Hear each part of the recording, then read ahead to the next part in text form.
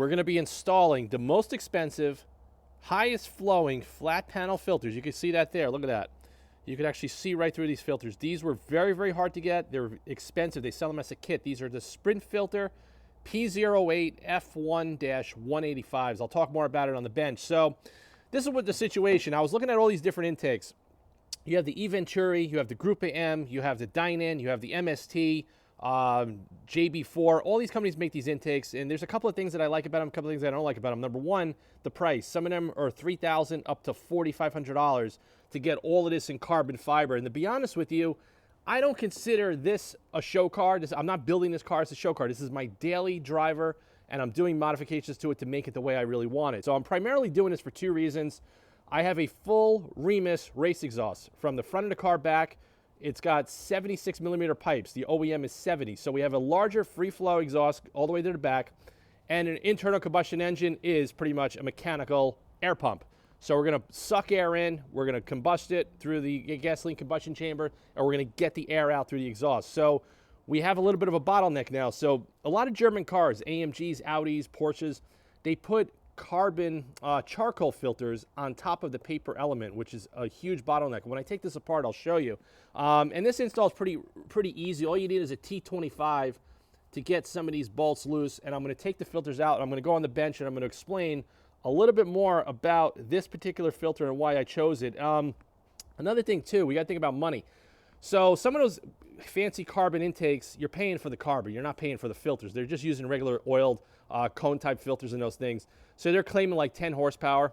Some people are claiming on the internet the idle's getting funny. Sometimes when they're racing them, the car just falls flat on its face because of heat soak. So I start thinking about all these things. BMW M, when they designed this, they spent a lot of money on the packaging, the air grabbing in from underneath the grill in the car, and all of this is designed specifically. So by taking out the paper filter and the charcoal filter and putting in something that flows like 80% greater, it should give better throttle response, definitely more power off the line and in the mid-range, and also I should see a fuel economy boost as well, because this thing is not getting the greatest fuel economy. So what I'm going to do, I'm going to get these filters installed today. I'm going to set the camera up. We're going to do a start. We're going to rev it. Maybe you guys could hear some induction noises. I don't think it's going to get an induction whoosh the way some of those cone filters are going to do. I just don't think it's going to do, but maybe it will, based on the flowing capacity and the laminar flow of this versus the bottleneck right there. So we're going to set that up, and then I'm going to drive the car for a couple of days, and then I'll come back and I'll give you guys, I'll finish the video. Do I notice any difference in the fuel economy, and do I actually notice any performance? Because I want the ECU of the car to adapt to this little incremental change. And I do notice when I put the exhaust in the car, it made a substantial increase in power because the car was breaking the tires like every gear possible. I couldn't keep it on the road. So I'm going to pull this one out.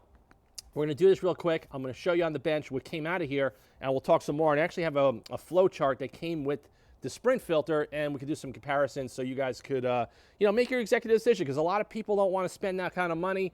Also, people don't want to, they want to fly under the radar when they go to the dealer.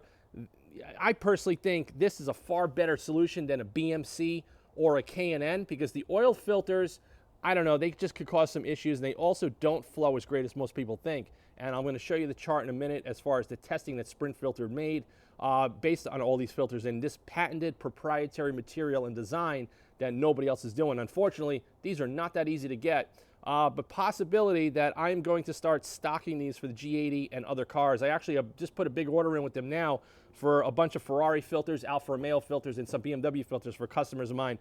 So that'll be something to discuss in the future, and possibly check the AutoFanatic website if anybody out there is interested in doing this type of upgrade. I'll be possibly able to source them for you. Now, they do make a cheaper version of this. It's called the P08. Those are a lot cheaper, and it's definitely better than what's in here now, and definitely better than the typical oil filters. But I wanted the best. I wanted the most performance, and this is the one that I chose. And also, this was also the hardest one to get. So let's get this removed, and we'll go on the bench in a couple of moments, and I'll show you guys the filters back to back. All right, guys, for the OEM airbox lid removal, you're just going to need a T25. I'm just using my Snap-on ratcheting screwdriver. Now, I'm just going to pay attention, because sometimes these screws are captive onto the airbox lid, and sometimes they're not. They actually feel like they're captive. So you don't want to unscrew everything, and don't use a power tool in this, because you can break the plastic. So I believe there's 5. Yeah, so it'll unscrew and then it'll just bottom out. Okay, got that one there. Then we got one down here.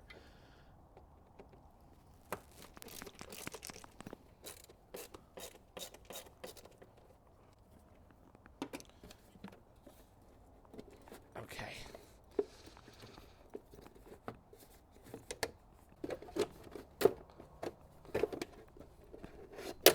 Okay. There we go. So that is the secondary bottleneck. That's the charcoal filter that we're going to have to pull out of here. You can see they plastic welded in there. So I'm probably just going to go in there with the Dremel, grind out those tabs. And this is the paper filter. It's not as thick as some of the other ones. This is made by MANN. You can see that, M-A-N-N. So the new filter, Sprint filter, is going to fit right into the factory air box with no restrictions. And like I said, so if you can see it there, that's just another bottleneck. See, I'm going to get this over on the bench and we're going to take that off right now. If you look up close, see those little marks? Those are plastic welds going all the way around the perimeter. So we have 1, 2, 3, 4, 5.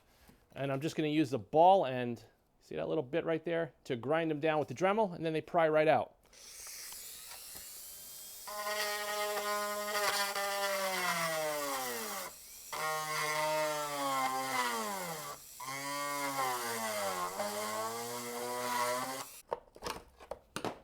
There we go.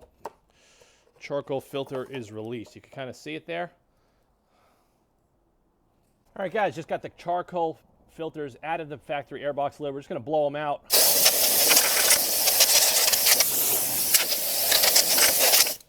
Make sure there's no plastic shards in there. So we're just going to reassemble this just the way we took it off. And it should, actually, it actually went in easier because we have more room now that the charcoal panel filter was taken out. Sweet. Okay. Get it in like that, and that's it. I mean, putting it back in is a lot easier than taking it out because we have the depth by taking out that extra panel filter.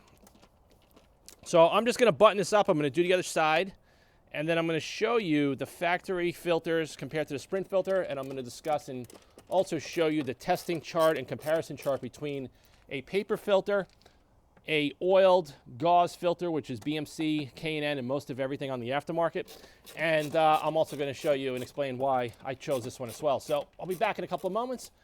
So the factory OEM, you have this restriction and you have this restriction. We're replacing it with this, where you can actually kind of see right through it. Whereas this, you could just see how restrictive these paper filters are. But they're cheap, and that's just what OEM uses. So regarding the Sprint filter, this is congratulations on buying the world's best performing high-tech air filter. There's no other air filter produced using our patented technology, which consists of a single layer of an exclusive polyester fabric. The fabric is formed by woven threads having a diameter starting from 22 microns up to 70 microns each, thereby creating a filtering mesh of 37 microns to 85 microns. The filtering material is positioned between two special steel alloy meshes that are treated with epoxy resin. The steel alloy mesh plays an important role by guaranteeing resistance to fuel fumes and moisture while ensuring a clean supply of filtered air for years to come. The steel alloy mesh also withstands the considerable mechanical stresses arising from pulsating flow of air. Due to its uniform structure, the Sprint filter air filter offers a consistent flow of filtered air with less flow being disturbed and degraded of the filtering material. Further, due to the fact that the patented filtering material is designed in a single layer, the filter is not affected by the accordion folding effect, which is the way these things are manufactured, versus like the dry elements or the oil filters, thereby allowing turbulence to be minimized to zero over the entire air filter section, assuring optimum performance from the airbox. Now, over here, let me just get a close-up. So they're checking here. This is like a dry cotton blend 4-layer filter. This is the flow. This is where they did all their testing. This is a different one. These are both considered dry or oiled. The P037, that's a Sprint filter that's designed for like the Middle East or very, very dusty off-road conditions. We don't really want that. The P08 is their standard flow. And the one that I installed today, the P0 F185, look at the difference in airflow compared to all these other options down here. So what they did multiple tests performed on a flow bench and real-world testing on the racetrack that every sprint filter is extremely permeable, allowing for laminar airflow because of its single-layer filtering element that's not influenced by the pleats. Further, the upstream and downstream pressure differences created during engine operation will not affect performance. The filters were then further tested by the University of Wales Trinity St. David to perform a comparative test on performance air filters having fabrics of 2, 3, 4 layers of pre-oiled or dry cotton elements of different types of sponge. Those are also like a sponge air filters. Those are very popular in Japanese cars like HKS. The data revealed that when compared to the original equipment filters, which would be the paper filter, okay, the two cotton air filters had an increase in load loss, the difference between pressures upstream and downstream, of 27% for the 4-layer cotton air filter and 34.5% for the 2-layer cotton air filter, while the Sprint filter's P08, which is their standard filter, recorded a 37% decrease in load loss. Being that it's not an oiled filter, you don't have to wash it and recharge it with oil. All you have to do, like this little diagram says, you just take compressed air, you blow the filter out usually like once a year for servicing. So that's pretty much it. This thing is going to be absolutely awesome. It's definitely going to be a really nice upgrade to the air induction system on the G80 M3. How much power will it make? I'll tell you right now, I guarantee this is going to make 10 horsepower or more, and it did not cost me $3,000 to $4,000, and it looks OEM. So we're going to get this back on the car, and I'm also going to do a cold start. I'm going to rev it up, have the camera set up, and you'll see if you guys can hear any induction noises.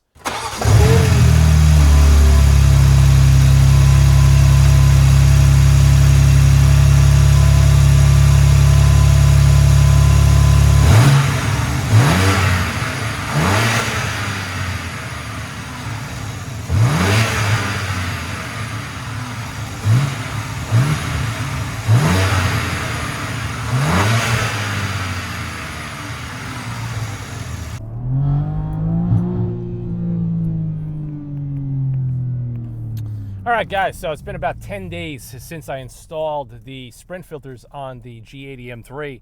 I definitely noticed the power difference. It is like so obvious now that I got a free-flowing air intake system, even though it's OEM by design.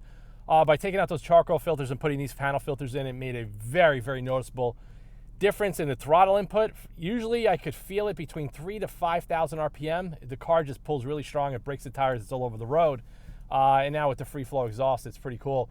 You don't get that whooshing sound that you would do with like a cone or front grille mounted intake, but I don't really want that. I don't really love that, to be honest with you. It really depends what you want to do with your own car, but the fact that this thing definitely picked up some power and definitely better throttle response throughout the whole power band was definitely worth it for me, and it looks OEM. Another thing I want to tell you too that I noticed is my fuel economy, according to the gauge, has gone up about 2 miles per gallon. I'm averaging difference since I put in the new filter. I mean, you can just see it. It's like breaking the tires so easily right now in almost every gear. And it's not that cold today. It's 40 degrees, so it's not below zero. But the car is just, you can notice it. When the car is going to build more power, when you do like incremental mods, you're going to notice it based on loss of traction and how the car feels as you're powering it through the different gears. Now, if this car was the automatic, I would be blowing through the tires even quicker because I could shift a lot faster. And, you know, the competitions have a little bit more horsepower to begin with. But my exhaust is extremely loud. I'm still waiting. I put together like a little bit of an overview and an install video on the full Remus Race exhaust. I'm waiting to find a proper location where there's not road salt and gravel all over the roads. I want to do a lot of drive-by footages and try to get and capture the exhaust as best as possible for a video for YouTube, because a lot of videos, there's not too many videos on this full exhaust system, and I know a lot of guys are interested in it, and I'll discuss a lot of good information about it soon. But overall, if you guys are looking at panel filters, you want to do something simple, you have your K&N, you have your BMC, you have your JB4 filters. Those are all like the same in the same category. But if you want to spend the most money and get the maximum gain, the Sprint filter is definitely the way to go. If you have a hard time finding it, please send me an inquiry through the AutoFanatic web shop. I'm actually importing a lot of this stuff for customers, whether it's a BMW, Ferrari, Porsche, Alfa Romeo, doesn't really matter. Send your inquiry. I possibly will have some stock on these filters, possibly in April or May of 2023. We'll see how that works out. But other than that, the car feels great. Better fuel economy, which is definitely a plus. And I'm going to launch it again right here. I mean, it's all over the road. But now the car feels great. Every little mod that I made to this car is making a very noticeable improvement. I don't want to go all out and do like a substantial upgrade. I want to do things incrementally to see how this chassis and this platform responds, and then share it with you guys on the Auto Fanatic channel that's looking at a G80 or has one already. You want to do some mods. I'm going to kind of try to do little things that are a little bit different than what most people are doing on their other channels. But thanks again for watching. Stay tuned for more content on the channel. I'll have some more product review videos coming soon, and I got a couple of more mods that we're going to be doing to the G80 as time permits and as parts trickle in. But yeah, this thing pulls strong, man. It really does. When it hits like 4,500, that's when it starts to break all hell loose. But I'm having a really good time with this car, and I love the manual transmission. I mean, look, it corners so flat. It's a really good car. I mean, I have to say it. I'm going to be doing an updated ownership video soon, but overall, this is a really, really good car. And I'm enjoying it as a daily driver. It's the perfect daily driver replacement for me. But yeah, you can feel the back of the car. It just wants to like take off. And that's the beauty of having rear-wheel drive. So thanks for watching. Stay tuned for the next video. I'll see you guys soon.